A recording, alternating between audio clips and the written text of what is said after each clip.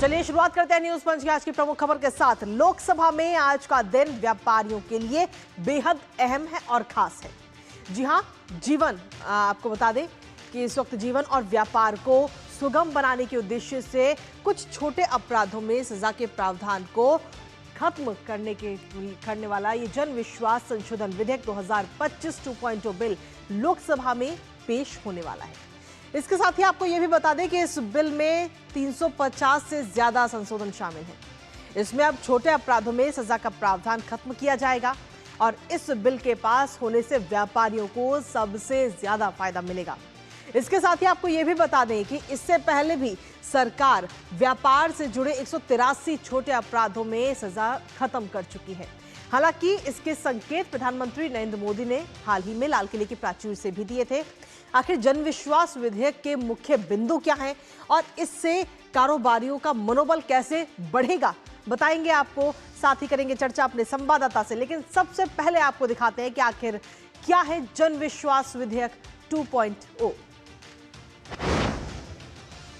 तो कारोबारियों में आत्मविश्वास बढ़ाने का काम ये जनविश्वास विधेयक 2.0 करेगा। लोकसभा में आज इसे पेश किया जाएगा और इसके साथ ही वाणिज्य एवं उद्योग मंत्री पीयूष गोयल इसे पेश करेंगे, पटल पे रखेंगे और इसके साथ ही उस चर्चा भी होगी वाणिज्य। और इसके साथ ही आपको बता दें कि प्रधानमंत्री नरेंद्र मोदी ने हाल ही में लाल किले से इसका संकेत दिए थे इस बिल को लेकर के, और क्या कुछ प्रधानमंत्री ने कहा था वो भी आपको सुनाएंगे। लेकिन इसके साथ ही जीवन और व्यापार को सुगम बनाना इस विधेयक का सीधे तौर पर उद्देश्य है। जब ये विधेयक कानून का रूप ले लेगा तो काफी बदलाव आएंगे व्यापारियों के जीवन में। खासतौर पर मामूली मामलों में सजा का जो प्रावधान है वो पूरी तरह से खत्म हो जाएगा। व्यवसाय के लिए अधिक अनुकूल वातावरण बनेगा और कारोबारियों के लिए एक ये खुशखबरी के तौर पर भी माना जा रहा है। कारोबारी माहौल बनाने में सरकार की योजना का अहम हिस्सा भी इसे माना जा रहा है। लेकिन इसके साथ ही अभी हाल ही में 15 अगस्त को प्रधानमंत्री नरेंद्र मोदी ने लाल किले की प्राचीर से इसकी जानकारी भी दी थी और इसके संकेत देते हुए नजर आए थे। क्या कुछ कहा था इस दौरान प्रधानमंत्री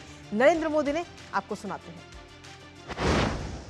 40,000 से ज्यादा अनावश्यक कंप्लायंसेस को हमने खत्म किया है। इतना ही नहीं, 1500 से अधिक पुराने कानून जो बाबा आदम के जमाने के थे उन सबको हमने खत्म कर दिया है। हमने दर्जनों कानूनों को सरल करने के लिए संसद में जाकर के जनता के हितों को सर्वोपरि रख करके बदलाव किए। तो प्रधानमंत्री ने इसके संकेत अभी हाल ही में दिए थे कि इससे पहले भी हमने जो कानून हैं उनको हमने बदलाव किया था और अब एक बार फिर से हम ये बदलाव लाने जा रहे हैं। इसके साथ ही जनविश्वास विधेयक 2.0 के आखिर मुख्य बिंदु, अहम बिंदु क्या है, एक नजर उस पर डालते हैं। जहां आपको बता दें कि बजट भाषण से वित्त मंत्री ने इसका वादा किया था और व्यापार से जुड़े 350 नियमों में इसका संशोधन होगा। इसके साथ ही दंड के बजाय सुधार नोटिस की अवधारणा के जरिए इसको लाया जाएगा। संशोधन से कुछ छोटे अपराध जो है वो सजा मुक्त हो जाएंगे। छोटे छोटे अपराधों के लिए सजा नहीं होगी, जेल की सजा नहीं काटनी पड़ेगी और सजा मुक्त होने के बावजूद अपराध गैर कानूनी या अवैध रहेंगे। कुछ अपराधों में सिर्फ जुर्माने का भी प्रावधान इसके जरिए किया जाएगा। लेकिन इसके साथ ही आखिर कारोबारियों का मनोबल किस तरीके से इस विधेयक के जरिए, जब ये विधेयक कानून बन जाएगा तो कैसे बढ़ेगा, वो आपको बताते हैं। दरअसल आपको बता दें कि विधेयक से व्यापारियों को सीधे तौर पर काफी बड़ा लाभ होता हुआ नजर आएगा। छोटे मामले की अगर हम बात करें तो सजा मुक्त होने से मनोबल व्यापारियों का बढ़ेगा। कारोबार में भी स्वतंत्रता एक आजादी के तौर पर उनको मिलती हुई नजर आएगी। इसके साथ ही आपको बता दें कि पहली बार अपराध करने पर कोई जुर्माना इसमें नहीं लगेगा। हालांकि आदतन अपराध करने पर दूसरी बार से जुर्माना लगना भी तय है। तो ऐसे जब ये जो विधेयक है ये जब कानून का रूप ले लेगा तो इससे कई सारे बदलाव भी आएंगे। इसके साथ ही व्यापारियों को काम करने के लिए एक अच्छा बेहतर माहौल भी मिलेगा। इसके साथ ही आपको बता दें कि साल 2023 में पहला जनविश्वास अधिनियम आया था। उसमें क्या कुछ रहा था वो आपको बताते हैं।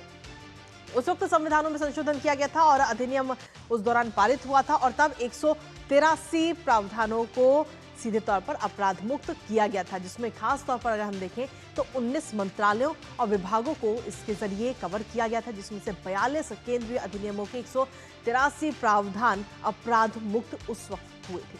कुछ नियमों में कारावास को जुर्माने में बदला गया था और अब एक बार फिर से ये महत्वपूर्ण कदम उठाया जा रहा है। हमारे साथ हमारे सहयोगी ऋषि कुमार इस वक्त जुड़ रहे हैं, सीधा उनका रुख करते हैं। ताजा ऋषि, सीधे तौर पर जन विश्वास विधेयक 2.0, इससे कहीं ना कहीं व्यापारियों के लिए माहौल तो एक अलग तैयार होगा ही, और सीधे तौर पर स्वतंत्रता भी मिलेगी उनको काम करने में, और एक प्लस पॉइंट और क्या कुछ है इसके जरिए?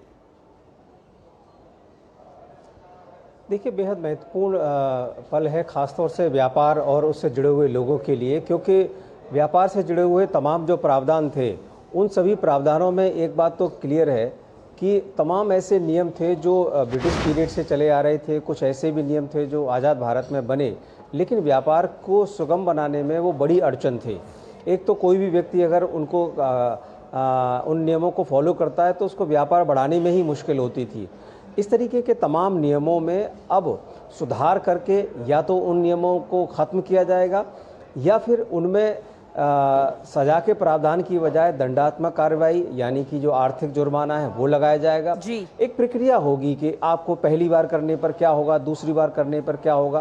तो इस तरीके से एक अवसर होगा व्यापारियों को अपने व्यापार को न सिर्फ आगे बढ़ाने का बल्कि नए व्यापारियों को भी आकर्षित और प्रोत्साहित करने का, ताकि देश में व्यापार को लेकर एक ईज़ ऑफ डूइंग बिजनेस का जिस तरीके से एक माहौल है उसको बढ़ावा मिले।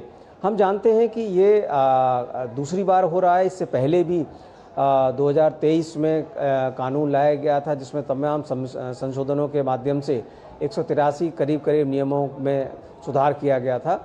तो इस कड़ी में हम देख रहे हैं करीब 350 नियमों में अब बदलाव होने की संभावना है, लेकिन इसमें सरकार बहुत ज़्यादा संजीदा है, इस बात को समझती है कि इसमें उन नियमों को भी रखना है जिसकी वजह से कोई ऐसा नियम न हट जाए जिससे कि आने वाले समय में कोई ज़्यादा समस्या आए या लॉ एंड ऑर्डर की इशू आए या किसी से जनहानि हो। इसी वजह से सरकार जो है इसको सेलेक्ट कमेटी को भेजेगी। सेलेक्ट कमेटी में कोई भी विधेयक जब जाता है तो उसकी प्रॉपर स्क्रूटनी होती है, सभी उसके पक्ष और विपक्ष आते हैं, मीटिंगों में तमाम जो पहलू होते हैं उन पर चर्चा होती है और विस्तार से जब चर्चा होती है उसके बाद जब विधेयक को एक बार फिर से सदन के पटल पर रखा जाता है तो एक तो उसे पारित करना आसान होता है, दूसरा ये कि उस बिल को लेकर जितने भी पहलू हैं उन पर अलग अलग पक्षों की तरफ से रायशुमारी हो चुकी होती है, तो वो बिल के पारित करने में भी सहूलियत होती है।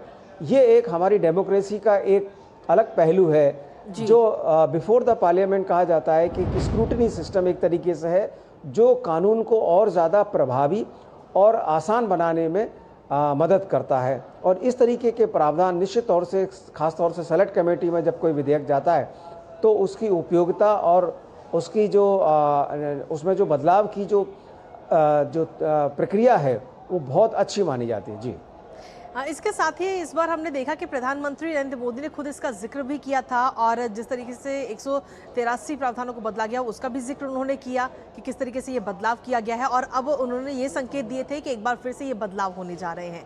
तो जमीनी स्तर पर अगर हम देखिए तो व्यापारियों की तरफ से क्या कुछ प्रतिक्रिया नजर आती है इसको लेकर? देखिए, व्यापारियों में तो ये हर्ष की बात है, वो इस बात को बहुत लंबे समय से मांग भी कर रहे थे क्योंकि बहुत सारे ऐसे नियम हैं। अब मान लीजिए एक कोई सिद्धा या आयुर्वेदा से संबंधित दवाई बनाने की जो प्रक्रिया है, हमारे यहाँ जो देशी तमाम नुस्खे होते थे, अगर उसके आधार पर कोई बनाता है तो उसमें जो तमाम जो सजा के प्रावधान थे या उस तरीके के जो नियम थे जिससे कोई भी व्यक्ति इसको काम शुरू करने से पहले उसमें एक डर रहता था। चूँकि हम जानते हैं कि इस तरीके की प्रक्रियाओं में नियमों में अगर कुछ शिथिलता लाई जाए तो एक तो बढ़ावा मिलेगा, दूसरा जो हमारी प्राचीन पद्धतियों से संबंधित जो ज्ञान है उसको और ज़्यादा उस पर रिसर्च अनुसंधान करने में भी मदद मिलती है। क्योंकि जब नियम बहुत ज़्यादा सख्त होते हैं जिनकी उपयोगिता ऐसी हो कि उस पर काम करना ही मुश्किल हो जाए तो उन चीज़ों पर उनको बढ़ावा देना उन नियमों के वजह से बड़ा मुश्किल होता है। तो व्यापारी तो निश्चित तौर से लंबे समय से ये मांग कर रहे थे कि इस तरीके के जो नियम है उन्हें या तो हटाया जाए या उसमें एक प्रक्रिया बनाई जाए कि पहली बार या दूसरी बार या तीसरी बार उल्लंघन करने पर कुछ तो ऐसा हो जिससे कि ऐसा नहीं है कि पहली बार ही किसी ने गलती की और वो गलती अनजाने में भी अगर हो जाती है, कई बार तो लोगों को नियमों की ही जानकारी नहीं होती है। तो ये जो परिस्थिति होती है ऐसे में जो व्यापार की जो पूरा वातावरण होता है उसको नुकसान होता है और इसकी मांग लंबे समय से व्यापारी कर रहे थे, उनके लिए बहुत बड़ी बात है। जी चलिए, बहुत बहुत शुक्रिया ऋषि, तमाम जानकारी हमारे साथ साझा करने के लिए। आप लगातार बने रहिए।